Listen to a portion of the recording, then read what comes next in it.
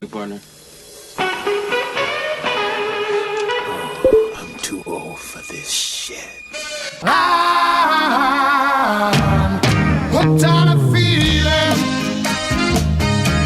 I'm high on believing that you're in love with me. Lips as sweet as candy. Its taste is on my mind. Girl, you got me thirsty for a... Hello, welcome to another episode of Two Peas on a Pod podcast. I'm Jason here as always with my co-host Dale, and today we're going to be doing a Guardians of the Galaxy full discussion episode. There will be some spoilers in here, but don't worry, we'll let you know when those are coming. But first of all, we're going to get started with some news. First thing I want to mention is the passing of Marilyn Burns. She was found, I think a friend found her, passed away in her house, and they don't really know what happened. You know, usually when they say that, it's suicide, generally. Maybe. It's also been natural causes. So right. I mean, she's, 65 years old? Yeah. Which is not incredibly old, but, definitely could be a massive heart attack or something. But well, I'm wondering how long it had been since she had been seen. I mean, I know she's done quite a few conventions, but, generally when you read, found dead at their home, it's generally what that means. Not always the case, but yeah, she'll be missed. Obviously known for the original Texas Chainsaw Massacre was her really, standout role. Someone who got away. Most people remember her from. But it's one of my favorite movies, and definitely going to be missed. It's always a shame when we lose somebody like that. Seems like every day we lose a big genre actor, whether it be a director, makeup effects, or actor. As Dick Smith was last week, and it's just it's a sign of the times, and we're getting older, so we're gonna be losing all the people that we respect. But we'll go and get on to some other stuff here. I don't know if you heard, but Sylvester Stallone is trying to get Sigourney Weaver to sign on for a female Expendables type thing. When they first announced Expendables, Expendables. Yeah, that's what I've heard it is. Wow. But Sigourney Weaver was like the first person mentioned, I think, and then I've heard Salma Hayek, I think, thrown in there. Women who have actually done, I guess, badass roles. I need to get like Cynthia Rothrock or somebody. Yeah. Or I'm not Sigourney Weaver, man. She's one of those people that like shuns all of her, movies that involve stuff like that, because she's such a anti-gun, activist and all. So she probably wouldn't even hold a gun. She's like hold a sword or something. Or there's no guns in the movie at all. Just a big double dong dildo. Yeah. She would just smack people in the jaw with it. It's just a giant, huge lesbian orgy. That's what it turns into. I would pay to watch that. Yeah. But I don't know. You think of any other people that would be good for that movie? Any other Melissa female? McCarthy. I think she'd be great. Melissa McCarthy. Man, women who have had action roles like that. I mean, first one that comes to mind is Gina Davis. Yeah, that's true. She's done a bunch of good stuff. I didn't think about her. Bridget Fonda. All these ladies are older now. I don't know if they'd be able to do their action stuff, but I guess all the dudes in the Expendables are old. So yeah. I don't really have a problem with it. I don't see it. I don't really see the project getting off the ground, but. Well, I mean, women don't typically go to action movies. No. So I don't know how that would really work out. It's probably just, fishing the news and seeing how people react. And I don't dislike Sigourney Weaver. I dislike a lot of stuff she's done. Perfect example of these damn soapbox politician, actors that want to do stuff that they know nothing about. Well, that's the big thing now, man. They come down, out of their crystal palace and try to talk to the regular people like they know what's going on, but yeah, that's nothing new. But let's see. Pride and Prejudice and Zombies is apparently scheduled to go again. I thought it was kind of done. This was 4 or 5 years ago when they were talking about doing that movie. I'm surprised they didn't do it right after Abraham Lincoln. That movie was. I heard about it a long time ago. That they were talking about Natalie Portman was going to star in it. I don't know. It sounds like it could be cool, a period piece. I don't know that Natalie Portman would do it though. Not unless they gave her a whole hell of a lot of money. Yeah. But they've got some folks signed on for it. I've not really heard of any of these young folks. Let's see, they got 3 actors that they've signed on. Is Lily James, Sam Riley, and Beth Heathcote. I'm not familiar with any of these people. They all look like they're from the Harry Potter movies or some shit. But apparently those are big stars these days. I don't keep up with the tween actors. Oh man, the big. You noticed just by the trailers we saw tonight that the young actors, that's the big thing. Like that Maze Runner. Nobody in there was over 16. I don't know. That looked pretty cool. I'm just saying the actors are getting young, like really young. Have you heard of that book? No, I haven't. I was just curious. I guess it's from the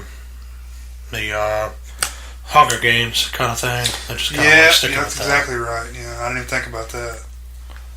Kind of an odd premise, but yeah. Let's see. Have you heard? Did I talk about this last time? There's a Tremors reboot coming. Michael Gross is going to reprise his role. Are you serious? Yeah. Oh God. Burt Gummer. You're going to get Reba McEntire back? I doubt it.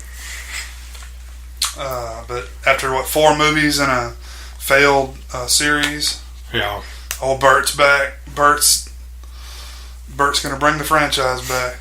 I guess so. I wasn't aware it was going to be a reboot. After he did Cool as Ice, they said, we got to get him in a reboot for Tremors.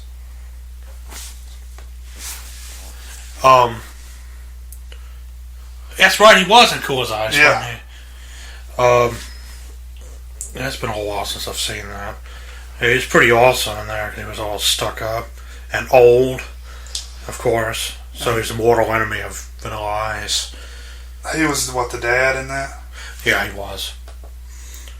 Because his daughter, Vanilla Ice, was sitting out on the street with Malt Wicker looking like an idiot. And his daughter fell in love with him. Sure, he had a fast motorcycle. Yeah, he certainly had that. One last thing I'll mention here. They had the San Diego Comic-Con and Screen Factory released their lineup in the movies that are coming out. Have you heard about that? I don't think I have, no. Okay. The Dark Half, Monkey Shines, Candyman 2, Candyman Farewell to the Flesh, Scarecrows, Toby Hooper's Invaders from Mars, New Year's Evil, Robert Englund's Phantom of the Opera. You did tell me about this. I know we talked about that one. Dolls, Mad Max, and Escape from New York. Escape from New York. Some good ones in that list, but a lot of stinkers too. Well, I'm curious to see what they put on Escape from New York. I just bought it on Blu-ray. I'd held off for so long. I just bought it. So who put that out before? Do you remember?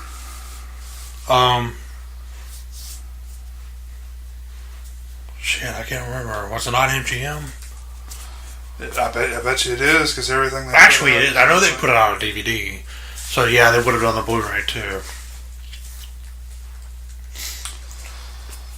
But have you seen Candyman 2? No, I've only seen the first one. Yeah, you're better off. You know, I was such a big fan of the first one that I was really excited when the second one came out. And To live up to your expectations. it actually goes back and it does the whole origin story. Oh. It's just really fucking weird. I didn't like it. The Dark Half, widely known as one of Romero's worst films. Yeah. Not my opinion. That's others. But Said Cat's Eye was another one. no, Monkey Shines. Oh, Monkey Shines. Okay. I keep thinking of Cat's Eye because I was thinking about that the other day. That movie scared the shit out of me as a kid. That little troll thing or whatever. I saw Cat's Eye when I was really young, like 3 or 4 years old. Yeah, same here. I saw it young too. It's PG-13, so it was on TV all the time. Yeah, that's got to explain it. That's Drew Barrymore. Little right? Drew Barrymore, yeah. Yeah, that troll was freaky as hell. I had tons of nightmares about that thing. Invaders from Mars there. That's something else I'll look into. You've seen that before? Oh yeah, I've got it. I've got like the Midnight Movies. Oh, it's the Midnight Movies? Yeah. I saw it a few years ago for the first time. Or I think I rented the VHS, but I didn't really remember a whole lot about it. Yeah. It's a decent movie. Well, the cool thing is, the flea market down the road, the guy there actually is selling that poster for Invaders from Mars. How much does he want for it? 25 or 35. Really? About what I would expect for that one. Yeah. New Year's Evil. I've not seen that. You're not missing much. Mad Max. Yeah, that's on Blu-ray too already. Yeah, I've got the Blu-ray. I just kind of wonder. I guess they're just probably trying to capitalize on the re-release or the release of the new film Probably coming so. out next summer. So, is it next summer? It is 2015, I guess. I guess so. I'm just not really seeing trailers for it. Yeah. Next I'll do Road Warrior. I bet. Yeah, because that's probably MGM also. Yeah, I think it is. I think most of these are MGM. At least all the ones I've looked at are like the past year or so. They've been releasing just MGM stuff. Yeah, I've noticed that. And MGM has such a good library of stuff, so quite a bit of that's Orion. Yeah, which is that's the best part about it. Like what were we talking about? Without Warning. Yeah, that's not out yet, is it? No, I don't think so. It's coming out real soon, but that's another MGM title. And I guess one last thing we can mention is that the production principal wrapped on Jurassic Park. So that should be seeing some footage of that, or at least a trailer, a teaser, something from that soon. Yeah, that's that took 3.5 months to film that, which is pretty quick for a movie of that scale. That's even though they were talking about doing practical effects, yeah, if they've already finished filming stuff like that, I don't know what that bodes for that. If they've already finished filming, and there's not going to be a whole lot of CGI. What's the release date for that? They have one yet? I think somewhere next year. So 2015. I don't know. I'm kind of worried because we haven't even seen a whole lot of, any kind of stills or anything. I don't know if that's good or bad news. I don't know. I've been reading a lot of conjecture about it. There's still people talking about that damn shaving cream can that Nedry dropped into the mud. But that can was only meant to last a few hours. They're saying that's going to be in the plot. Well, that's just people talking. That can't be the plot. That'd be ridiculous. That was what Newman dropped it. Yeah. Wayne Knight. I don't know. I think they kind of did the same thing with the first Jurassic Park, if I remember correctly, because the first time I saw anything about it was in a National Geographic magazine of all things. Really? They showed the full-size T-Rex being built. It was a dinosaur issue, so I guess that's where they threw it in there. But that's why I learned that it wasn't a detective story like my dad had told me. Oh, it was actually a dinosaur story. You don't want to say Jurassic Park. That's obviously, you can tell by the title. That's a detective novel. I guess. I looked at it and I was like, "What's that?" It has a T-Rex skeleton on it, and it says Jurassic Park. My dad's just, "Oh, it's just some sort of detective thing." I was like, "Oh," and it disappointed the hell out of me. Yeah. Until I saw that picture. It worked out in the long run. Well, it's fine. I mean, that movie was so good. I'm hoping this one will kind of be a return to form. I'm glad they're not shoehorning characters and actors from the others in there, because the first one, the second one, it's not very good, and it had Jeff Goldblum in that. Oh yeah. The third one had Sam Neill. He couldn't save that. So I mean, it's fine to go a different direction with it. That's not a problem to me. But this could go either way. It could be really good or terrible, I think. Yeah. Well, I guess we go ahead and segue into Guardians of the Galaxy, since Chris Pratt is going to be in Jurassic World also. So, we were fortunate enough to be able to go watch Guardians of the Galaxy, and we'll go ahead and get started on that. What are your initial thoughts? I loved it. I'd been hearing about it for quite a while, for the last year and a half or so. Yeah. And, it wasn't like a must-see movie for me. I wanted to see Godzilla and Planet of the Apes. Yeah, that's it. That's all I really needed to see. That's all I cared about, too. But, man, when this was released and did so well, and I'd heard and it was just a good, fun movie, yeah, I really wanted to see it. And I was very pleased with it. Yeah, I know it's really, I kind of consider it a sleeper because, I wasn't ever really familiar with the comic Guardians of the Galaxy. I know it's a big Marvel movie, so obviously it's... I didn't know anything about any of them beforehand. I just thought that the trailer looked like shit. I thought the trailer looked stupid.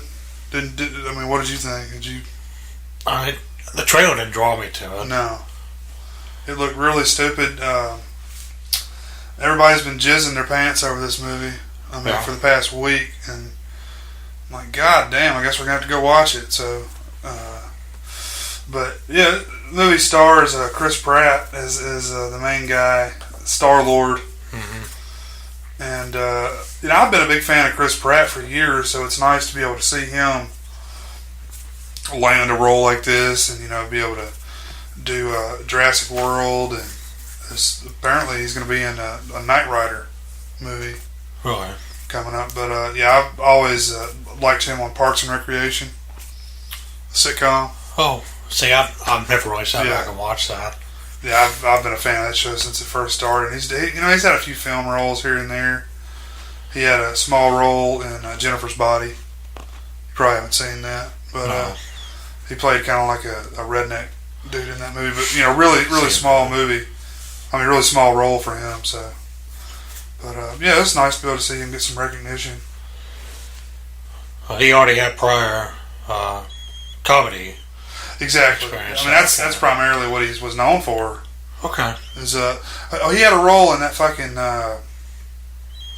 what was that damn the Afghanistan movie where they had to go get Osama, or I'm talking about. It came out a couple years ago.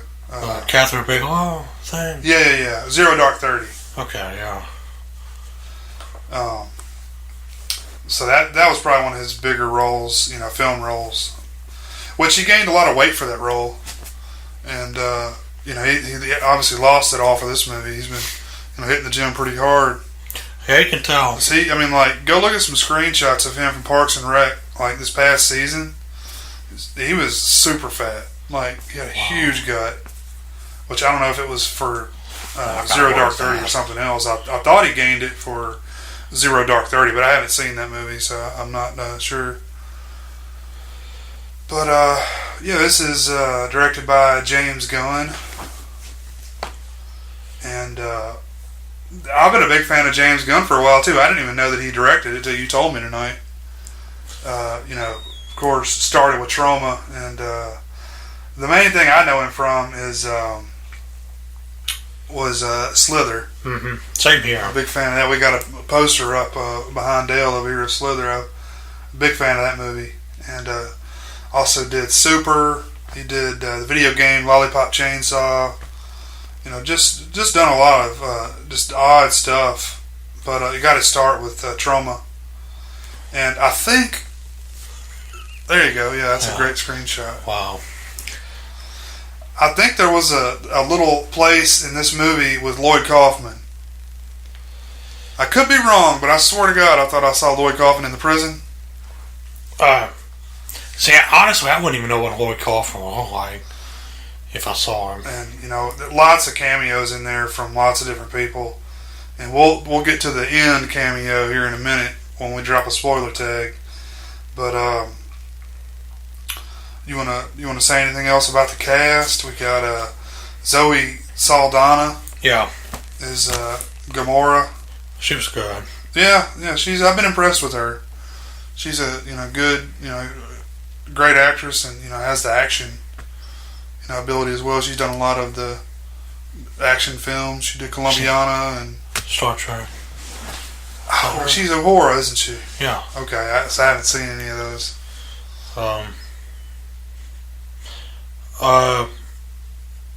She was good. Man, I thought Groot and Rocket Raccoon were going to be the stupid. Either that or they were going to be the sole reasons I liked the movie. Yeah. And they were great. They really were. Yeah. Groot reminded me so much of the Iron Giant. Oh, he's the voice of Vin Diesel's the same voice, but I guess it just sounded like it, and he almost acted like it too. Yeah. But man, Drax the Destroyer, what's it, Dave Bautista? Oh yeah. You got to mention him. He surprised me. Yeah. He really did. He was really, really good. And he's the one who, like I was saying earlier, he almost steals the show. I think he did. Yeah, I think he's definitely the standout. Because I've seen him in some other stuff. He was in the Man with the Iron Fist. I don't know if you saw. There was the guy from Wu-Tang Clan, RZA, directed a movie. Or he starred in it. Maybe he directed, I'm not sure. But anyway, he was the main star.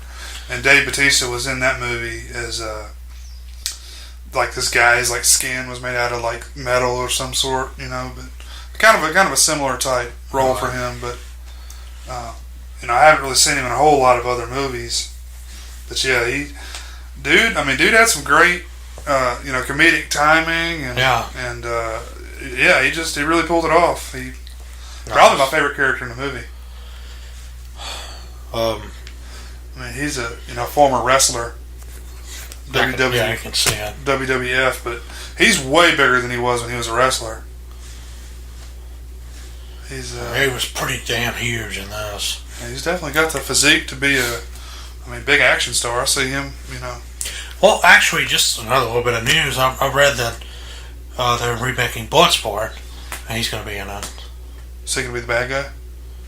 I don't know. They just need to bring Bolo back for that. But, Bolo Young? Oh, fucking A. That's who that was in that movie.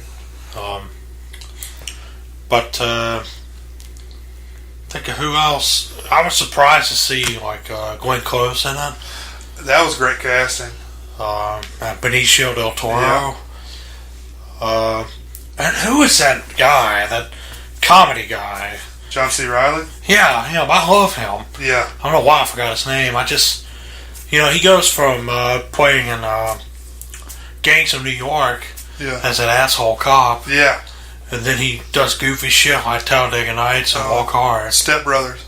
Yeah, that too. He's really good. Yeah, he's a funny dude. And, yeah, he is. He's a really good actor too. It's great casting in this movie, I think. Yeah, I had no problem with anyone. The movie's funny. You know, it's got some good funny parts in it, but it's not like stupid and it just stops the movie dead in its tracks. That's writing. I think that's what sets it apart from other films. Exactly, it all works. From other similar type films. I gotta say, watching this movie, I think it's gonna have a huge influence on Star Wars. Really? However they do Star Wars next year. Definitely, the people are comparing this to Star Wars big time. I'm not really sure why. The only thing I can see is the ships, the battles, and all that. Yeah. You know, it's that spectacle. Let's say spectacle thing. And Star Wars is never, funny like this. But look at even the poster there is, almost reminiscent of a Star Wars. The theatrical poster. But I'm sure. Yeah, but then again, Star Wars is Disney too. Sure. So I'm sure they're going to take note of how well this is doing, though. Yeah. And it will influence Star Wars. But yeah, definitely. I mean, this movie's just doing gangbusters. Highest August release ever. Highest earnings of an August release. Just domestic. It's a 94 million. Is that right? I'm not sure of the exact. It really surprised me, man. I'm not a really big comic book fan. There are certain properties I do like, but I've been more into movies than comics. No, there's a good many comics that you're into, but just not the typical, Well, Marvel like this. Not the typical superhero. Yeah. Type. Well, You've always been into the graphic novels and stuff. Yeah, I like Punisher. I like Garth Ennis's Punisher run. That's one of the best things I've ever read. Yeah, right. But you got me into a lot of stuff like Dark Knight and The Watchmen and Sin City. Right. You got me into all that. Oh, did I? Oh. Yeah, I guess the more fringe kind of comics. Not the stuff that was really geared towards kids, I suppose. Right. Yeah, the more adult stuff. So I didn't know anything about the Guardians of the Galaxy. I'd heard about Rocket and Groot, but that's it. And the only other name I recognized in this whole movie was Thanos. I recognize his face too. Yeah, I know he'll probably be in the second movie, right? I'm on about it. Yeah. I know, like I remember seeing him on the cover of comics that I never read, but Thanos with that. Yeah. Scrotum chin. Yeah, exactly. But back to the cast here, we haven't mentioned Michael Rooker yet. Oh man, he was good. He's good in everything. I think he was perfect for that role, honestly. He plays himself basically. I mean, he doesn't do anything different. He plays just like everything else. He just was dressed up with this weird getup and had blue skin and a weird metal mohawk and. The only thing I've seen of his where he's not like that is Henry. Henry, exactly. Yeah, and that movie's disturbing as shit, but I like to see him like this. You can even see being this way in The Walking Dead. Yeah. When he was in that, he's just a redneck. Yeah. But it's almost like that's his character now. That's who he is now. He's playing to it instead of probably trying to get rid of his accent. He's amping it up. Well, it's working for him. Yeah. Why not? He's worked on a lot of stuff for James Gunn. I know he did Super, and he was in Slither also. I'm sure he's done some other stuff for him. Another cast member was Karen Gillan. Yeah. From I remember her from Doctor Who, playing Amy Pond, Yep. And I think it's right after she left Doctor Who that she went to work on this. Really? Because she had to shave her head for it. I remember that. Oh, she shaved her head, so she was really bald. Yeah. Wow. She She played Nebula. yeah. She was good. It's kind of one of the right-hand man for Ronan, the bad guy in the movie. Played by Lee Pace. He's another one that... I'm not familiar with him myself. He's kind of been, hasn't done a whole lot of stuff. He was in Lincoln, of course. But, I'm trying to remember the movie that I remember him from. He was in a movie where he played a gay guy that was in the military. I'm trying to find the name of it. Soldier's Girl. Oh. Or maybe not a gay guy, maybe a transvestite or something. But that was the first thing I remember him coming out on.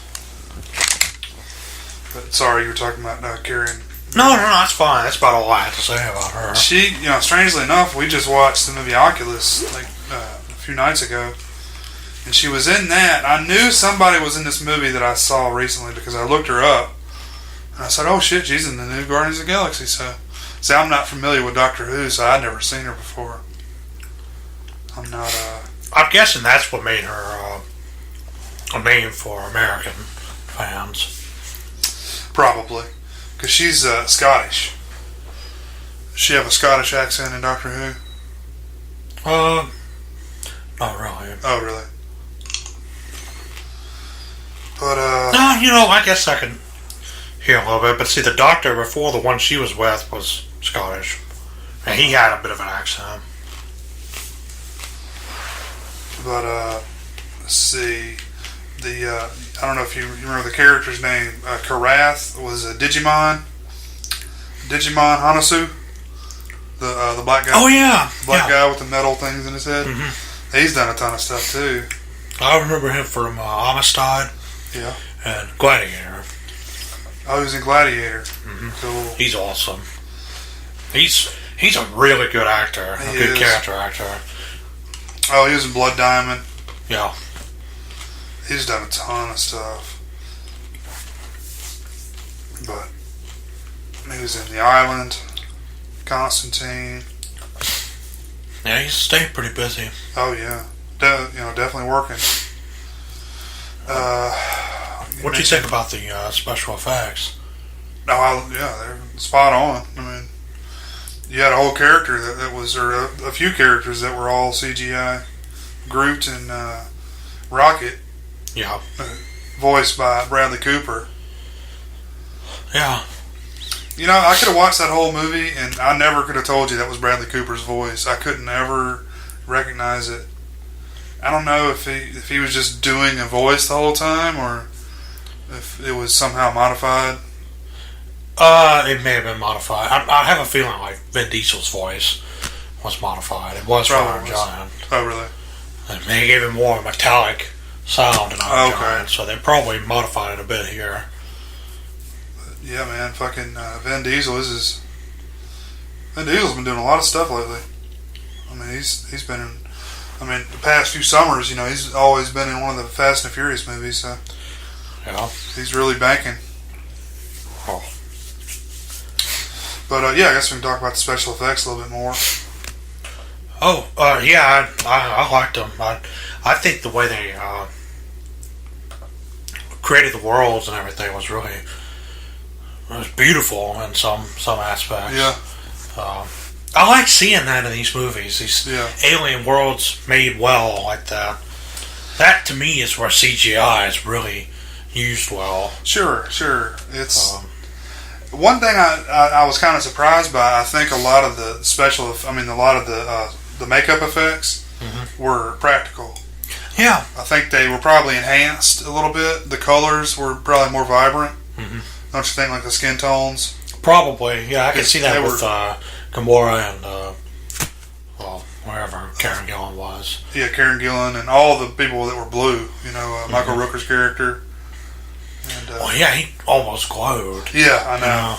It looked good though. It didn't look cheesy. It looks like something that 10 years from now we're not going to go back and say how shitty it looked. Like say the Ninja Turtles, because I say that looks shitty now. Well, I think the reason why is because they're trying to go for too much realism there. Yeah. With Guardians of the Galaxy, they used a color palette that it's like it's a comic book come to life. Right. They realize what it is, Yeah. and they go with it. So it keeps it from aging really bad. It works definitely.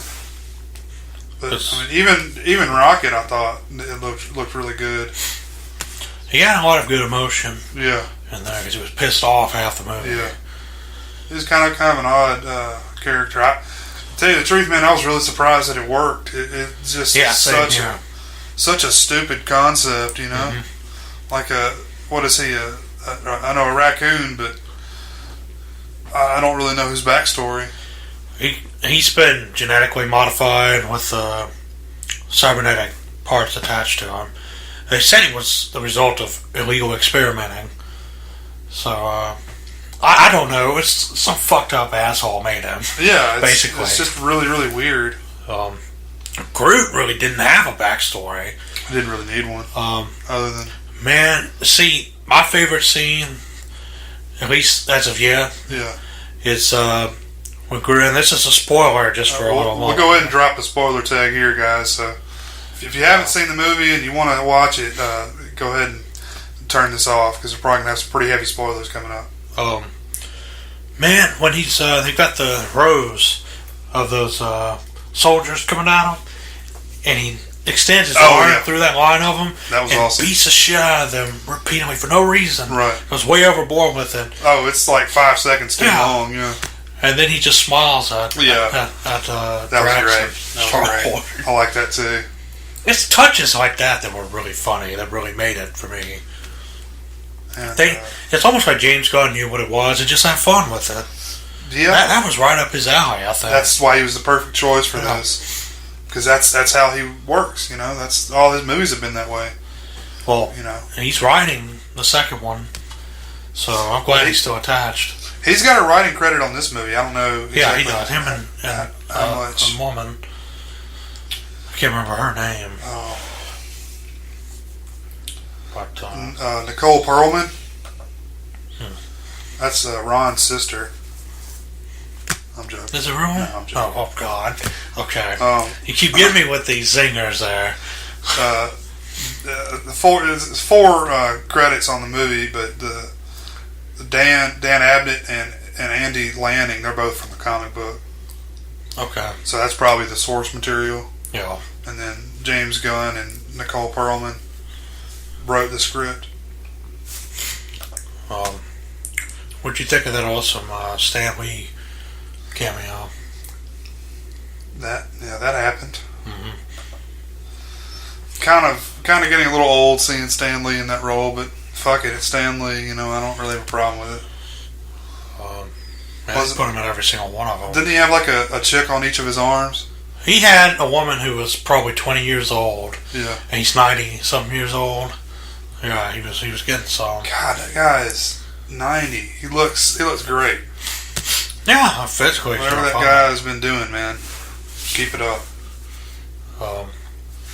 Dude's busy too. He still goes to conventions. Yeah. He stays very busy. He's still racking out money. Which there's a really good documentary, if you guys haven't seen it, on Netflix. I forget the name of it, but it's all about Stan Lee and his life. Really? It's called like True Believer or something like that. I used to use that in the comics a lot. You haven't seen it? No, I haven't seen it. You'd probably like that, yeah. There's several documentaries on there I need to watch. It's some weird name like that.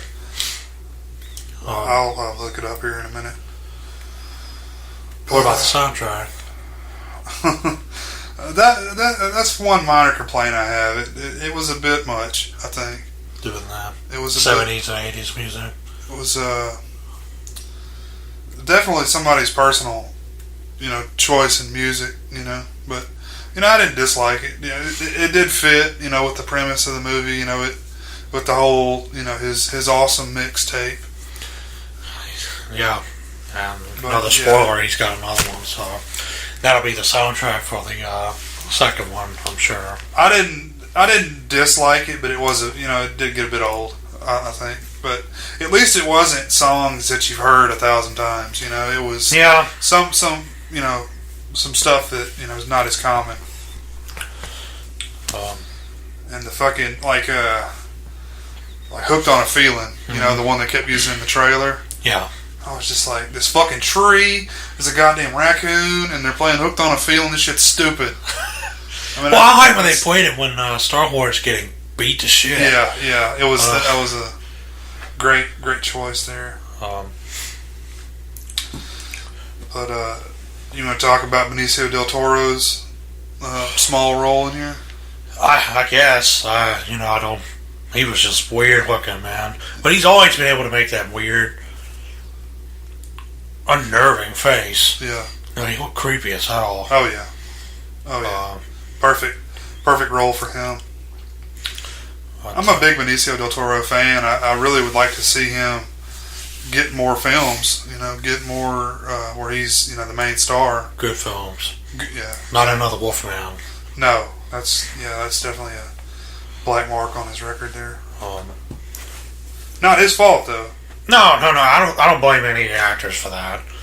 That was just a shitty situation all around. Man, this I'm looking at Nicole Perlman, the other writer. Dude, she's done like virtually nothing. Right. I mean, she wrote this movie, and she's got another movie coming out that she wrote a treatment for. She's like no one. It's kind of odd. Maybe she's dating Sam Gunn or something. Maybe. But trying to think of what else. I guess we can go ahead and get to the end scene, the final scene of the movie. The stinger or whatever the hell some people are calling it. Stinger? After the credits. I call it a stinker. Yeah. I was kind of disappointed by it. Well, I like the way he looked. It's Howard the Duck. Yeah. At the very end, he's part of. Benicio del Toro played the collector. Right. He was part of that collection. Right. Was he was supposed to be something he was collecting? Yeah. And he just broke out or whatever? Yeah, because it all blew up. Yeah. He's sitting there drinking a martini himself. I've had no problem with him using Howard the Duck, but two things that bothered me about that. One, that's Seth Green doing the voice. Really? I'm not a big Seth Green fan. Did you know that when you saw the movie? Yeah, because it was spoiled for me, because the assholes on the internet love to do that. So you already knew who it was? Yeah. Damn. But the other problem I had was, well, I guess not a problem, it's just weird. They made Howard look almost exactly, or they took the design from the movie, the 1985 Lucas movie, and CGI'd it.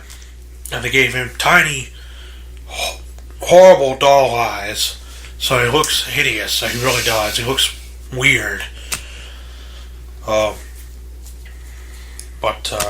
I just thought that was weird. He had the curl in his hair, the full suit, just like he did at the beginning of Howard the Duck. Dude, I didn't like it. It felt forced, and it felt like it was just tagged on at the end, because these Marvel movies, that's their thing now. Yeah. They've got to have the fucking pages of the comic book flipping at the beginning, and then they've got to have the fucking, scenes after the credits. Or like the Avengers have like 6 scenes in between, during, and after the credits. Well, I see, now having that, man, you've got people thinking that there's a Howard the Duck movie on the way. If that happens, I'm not gonna be surprised, because stranger things have happened, but somebody's working on something in Marvel, man. 'Cause that's weird. Well, Rocket worked. They may be able to make it work with Howard. Rocket worked in this movie, but he wouldn't work by himself. No, he wouldn't, not at all. Maybe Howard the Duck will be in the second movie or something. Yeah, he becomes and one I of the could see that Guardians. working a lot better, being in an ensemble cast. I think Howard, if I'm correct, actually, the crossovers with Doctor Strange. If I'm even right, I may be totally wrong there. Because I'm talking about making that movie. Lord Kaufman was in there. Was he? Oh, okay. Uncredited, of course. But I don't know. I don't know how that would work. The first one was terrible. Yeah, you're right. He can't hold his own movie. But maybe if they get Leah Thompson back and Tim Robbins and Jeffrey Jones, maybe they'll have a chance. I want Jeffrey Jones to do the motion capture for Howard the Duck. Yeah. Just. I heard that Tim Robbins won't even talk about that movie. Howard the Duck? Yeah. Why? Well, you do realize he's too good for anything. Because it was such a flop. That's exactly why. I saw that when I was a kid, young kid, and I didn't hate the movie. You know? I haven't seen it in probably 25 years, but... Well... if you go back and watch it now, I guarantee you will hate it. I can't get through it. Leah Thompson was smoking hot. Yeah, she was. She's the only reason I try to watch it again. Yeah. But when she's trying to seduce Howard in the bed, I mean, she's hot, but that's just weird. His little duck boner. Yeah, his corkscrew. His corkscrew penis. His corkscrew condoms. He just uses his dick to open up a bottle of wine.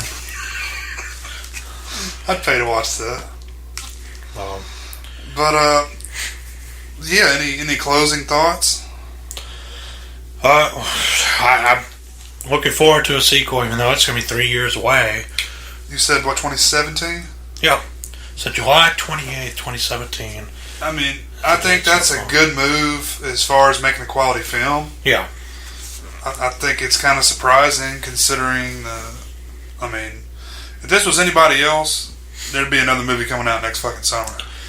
Like I was saying, I guess after the movie, I think it's, well, you even mentioned it too, Marvel has such a full play, they can afford to do it. Yeah. You know, it's not like if they wait and don't release Guardians next year, they're going to lose any money, because you've got Age of Ultron coming out. Then they're going to be working on Captain America 3. Is that coming out before this sequel, Captain America 3? I don't know. Let's see. I'm trying to think of what they haven't done. Who else was in the Avengers? Thor and Iron Man. Thor had a movie last year. Captain America had a movie this year. There'll probably either be another Iron Man or another Thor before this movie, right? Probably. Since Captain America did one this year, they may do the sequel to that in 2017 as well. Damn. Honestly, man, I don't want to see them. Well, they're doing July 28th. That's good. Same time of the year for Guardians. Because, you know, let's say they see the box office for this weekend where they put it, then they say, well, shit, we got to put that in June, you know, the beginning of summer or something. And it flops because it can't compete against anything else. Yeah. Right now it can. When Ninja Turtles is coming out next weekend, Guardians is going to smash that. Next week? I think it's August 8th. Yeah, this Friday. You're right. Yeah. It is gonna kill that box office for that movie. With all the fucking word of mouth this week. It's Guardians is not gonna. It's gonna stay at number one. Sure. And that's awesome, you know. So them sticking with that though, I think is a good idea, provided that the cinema climate, is the same in 3 years. Because you never know. Yeah. You know, it changes pretty fast. Yeah, that's true. Well, you know, I think just the last thing I'll mention on this movie, you know, this is not really my thing. I'm not really a big comic book movie guy. You know, I like a lot of the movies. I'm just not going to run out and see them in the theater. I saw Avengers 2 years ago. Avengers has been a little while, hasn't it? Not last summer, summer before. I think so. But anyway, I Yeah. saw that in the theater because my wife's nephew was in town.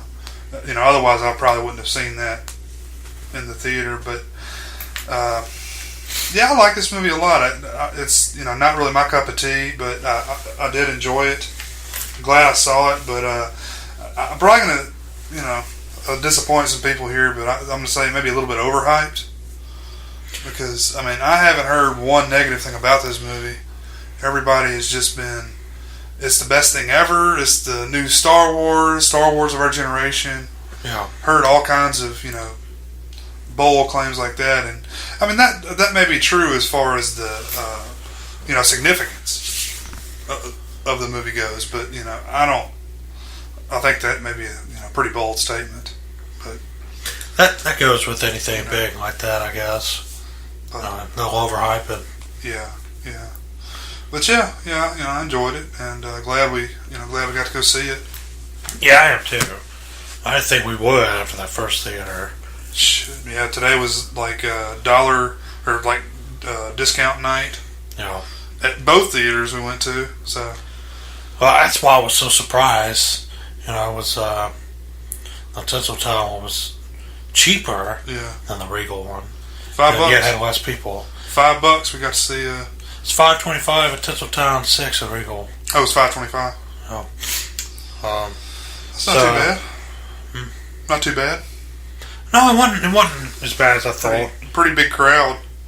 We got to sit like in the not the front row, but the second row in the fucking front, which I hate doing that. Man, it reminded me of when me, you, and another old friend of ours went to see a movie, and we had to sit. Liar, liar. Biggest auditorium. Was it Liar, Liar? Yes, it was. Yeah. Very front row on the right side. The last 3 seats there. And I couldn't see shit. It was just Jim Carrey's face, his mouth moving the whole time. The speakers were, 20, 30 feet behind me. I couldn't hear anything either. Following. That was the problem I had in this movie. I think the sound was off in that theater. Yeah, it didn't pop like Dawn of the Planet of the Apes did. Like it needed to be turned up or something. Like it was not loud enough. And I know you said it maybe because we were so up front, but I've never experienced that before. I had trouble with some of the dialogue. I did too. So I'm probably going to go back and see it. And it almost looked a bit, sketchy on some of the visuals too. Did you get any? Just I think it was where we were watching and not the movie itself. But definitely would warrant another watch. But I'd definitely say check it out, guys. And guess we'll go ahead and get off here. And we appreciate you listening. And as always, you can check us out on Twitter at 2Ps on a Pod. That's the number 2, and you can give us some recommendations, any comments.